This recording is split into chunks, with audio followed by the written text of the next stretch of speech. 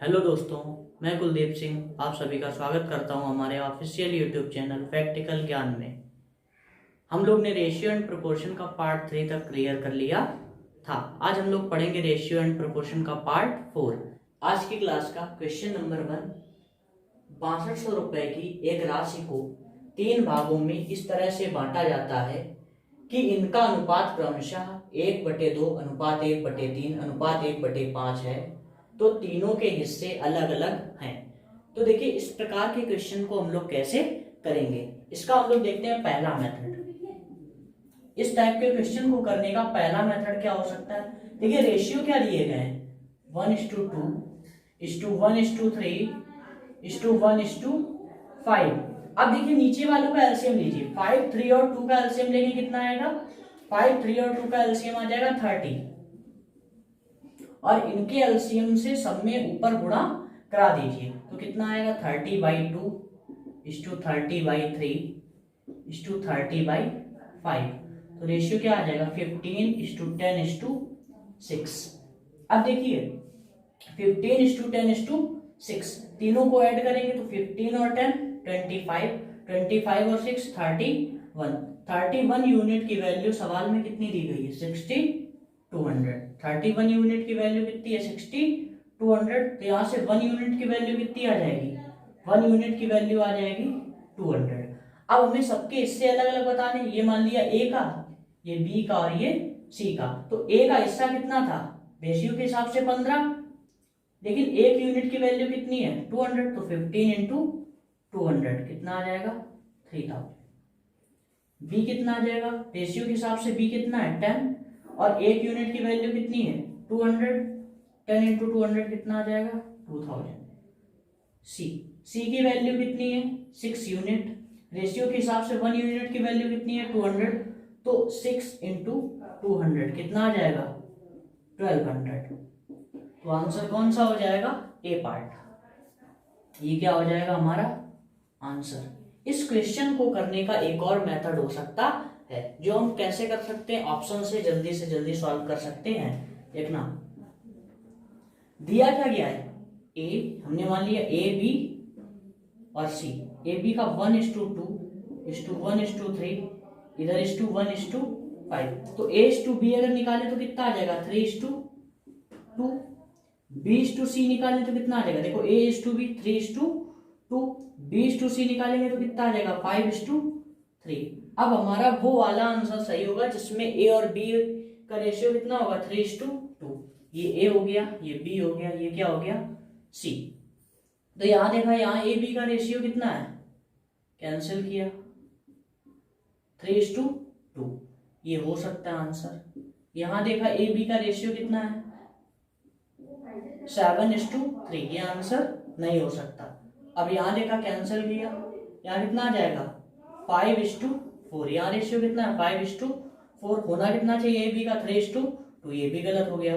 अब यहाँ देखा, यहाँ 22, यहाँ 30, कैंसिल होके कितना आ जाएगा? 11:15। ए बी का कितना होना चाहिए? 3:2, लेकिन यहाँ कितना? 11:15, ये भी आंसर नहीं हो सकता। तो आंसर हमारा यहाँ से भी कितना निकलता? ए पार्ट।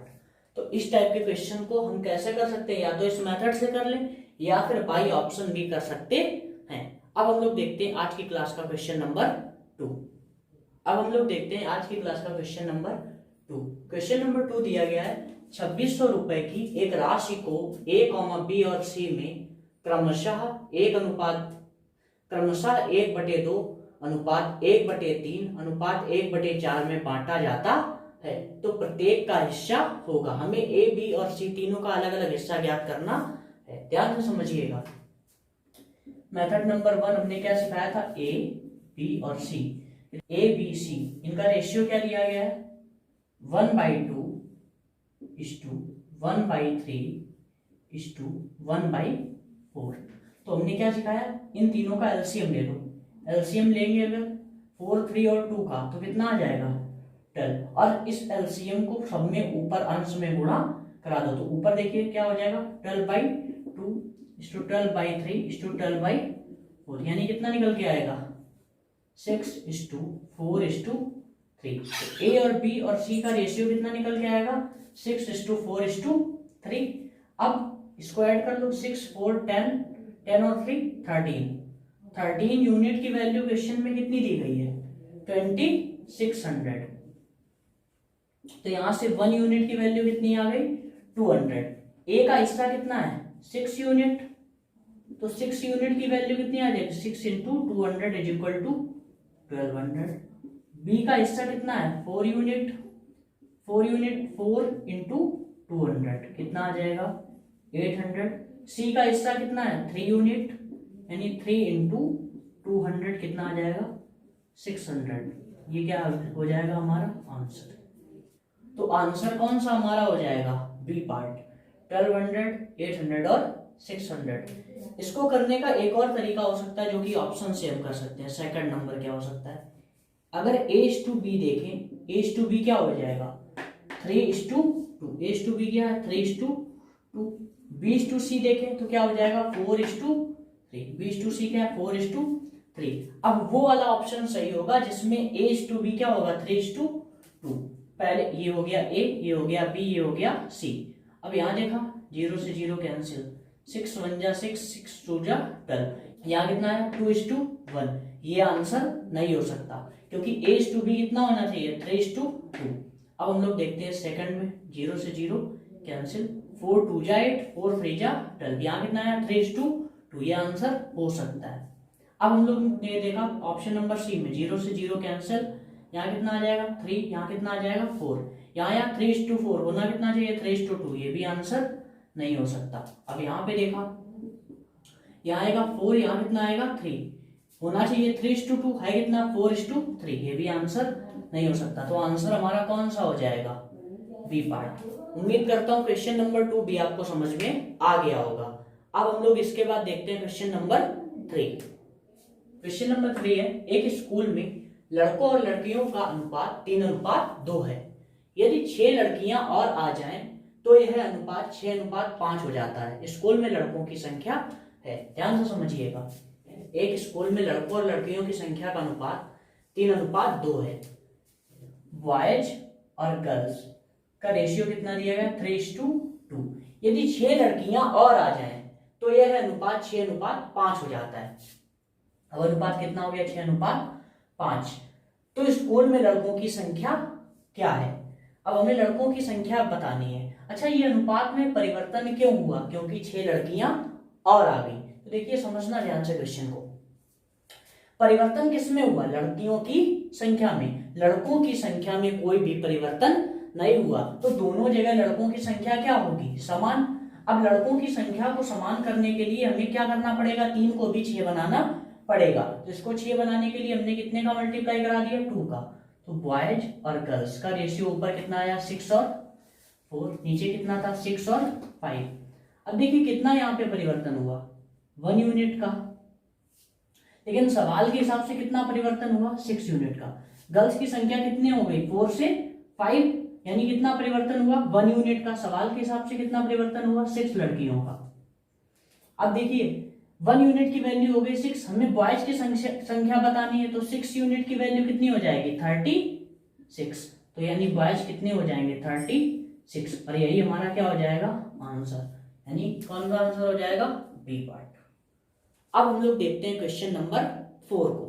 आज की क्लास का क्वेश्चन नंबर 4 है, दो संख्याओं का अनुपात 1:2 है, दोनों संख्याओं में 7 जोड़ दिया जाता है तो यह अनुपात 3:5 हो जाता है। दोनों संख्याएं क्या है। देखिए इस क्वेश्चन को 2 टाइप से कर सकते हैं। देखिए पहला मेथड हमारा जो होगा वो क्या होगा, दो संख्याओं का अनुपात कितना दिया गया, मान लिया संख्याएं a और b है, इनका अनुपात कितना 1:2।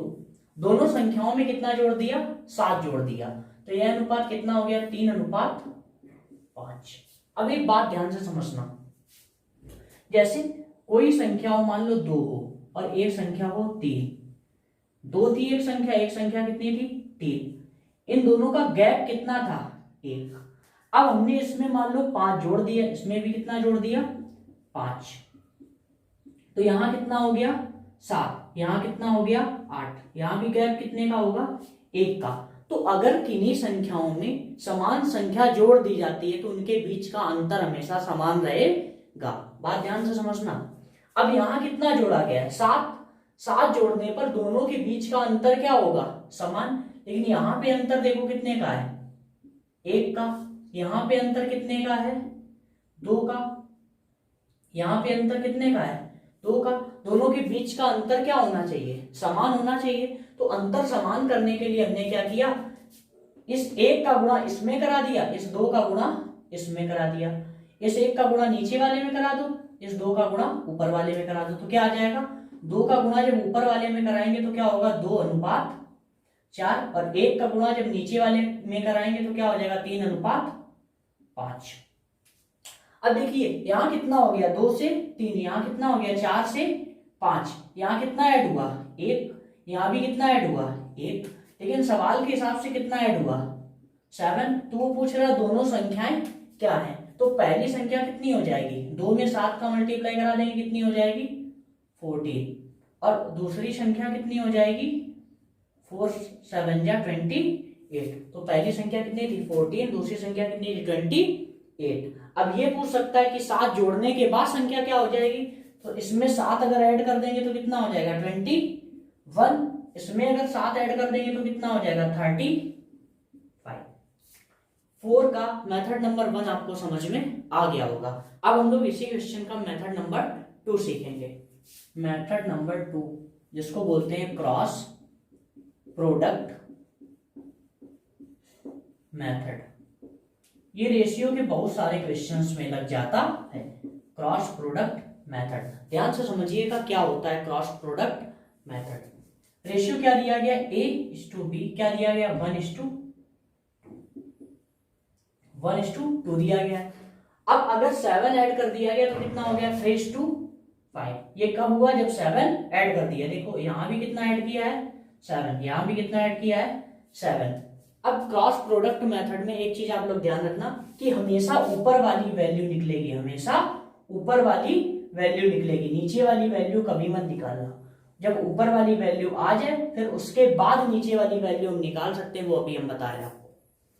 ऊपर कितना दिया गया, 1 और 2, नीचे कितना दिया है, 3 और 5। अब हमने कराना है क्रॉस प्रोडक्ट। 5 का मल्टीप्लाई कराओ 1 में, 3 का मल्टीप्लाई कराओ 2 में। 5 का 1 में कराओगे कितना आएगा, 5। 3 का 2 में कराओगे कितना आएगा, 6। 5 और 6 का डिफरेंस कितना आया, 1। वो लिख लो, 5 और 6 का डिफरेंस कितना आया, 1। ये लिख लिया। अब 7 का मल्टीप्लाई किसमें कराया, 5 में। फिर 7 का मल्टीप्लाई किसमें कराया, 3 में। 7 5 जा 35, 7 3 जा 21। इन दोनों का डिफरेंस कितना आ जाएगा, 35 और 21 का डिफरेंस कितना आ जाएगा, 14। यानी 1 यूनिट की वैल्यू कितनी है, 14। तो यहां से 1 की वैल्यू कितनी आ गई, 14। 2 की वैल्यू कितनी आ गई, 28। आंसर कितना आ गया, 14 और 28। अब अगर ये पूछ देता कि 7 ऐड करने के बाद संख्या क्या हो जाएगी, क्या इसमें 7 ऐड कर देते, प्लस 7 कर देते, कितना हो जाता, 21। इसमें प्लस 7 कर देते, कितना हो जाता, 35। इस प्रकार से हम क्रॉस प्रोडक्ट मेथड को यूज कर सकते हैं। अगला क्वेश्चन देखेंगे जो बिल्कुल इसी टाइप का है। क्वेश्चन नंबर 5 है, दो संख्याओं का अनुपात 3:5 है। यदि दोनों संख्याओं में से 9 घटाया जाता है तो यह अनुपात 12:23 हो जाता है। संख्याएं बताइए। अब हम लोग केवल क्रॉस प्रोडक्ट का यूज करेंगे। देखिए ध्यान से समझिएगा। मान लिया संख्या कौन है, ए और बी। रेशियो पहले कितना दिया गया, 3 और 5। 9 घटाने के बाद रेशियो कितना हो गया, 12 और 23। ये कब आया, जब कितना घटा दिया गया। अब देखिए ध्यान से, हमने 23 का गुणा किसमें कराया, 3 में कितना आ गया, 69। 12 का गुणा किसमें कराया, 5 में कितना आ गया, 60। 69 और 60 में डिफरेंस कितने का है, 9 का। 23 का गुणा कराया 9 में और 12 का गुणा कराया 9 में। अब इन दोनों का डिफरेंस निकाल लो, 23 इंटू 9 माइनस 12 इंटू 9। तो इसको कैसे सॉल्व कर सकते हैं, 9 कॉमन ले लो, 23 में से 12 चला जाएगा, कितना बचेगा, 11। यानी 9 यूनिट की वैल्यू कितनी आ गई, 99। 1 यूनिट की वैल्यू कितनी आ जाएगी, 11। यहाँ से 1 यूनिट की वैल्यू कितनी आ गई, 11। तो 3 यूनिट की वैल्यू कितनी आ जाएगी, 33। 5 यूनिट की वैल्यू कितनी आ जाएगी, 55। तो वो संख्याएं क्या हो जाएंगी, 33 और 55। उम्मीद करता हूं क्वेश्चन नंबर 5 भी आपको समझ में आ गया होगा। उम्मीद करता हूँ आज के क्लास के पांचों क्वेश्चंस आपको समझ में आ गए होंगे। बाकी क्रॉस प्रोडक्ट मेथड के बचे हुए क्वेश्चंस हम लोग अब अगली क्लास में देखेंगे। और अगर आपको किसी भी प्रकार का डाउट है तो आप कमेंट सेक्शन में पूछ सकते हैं।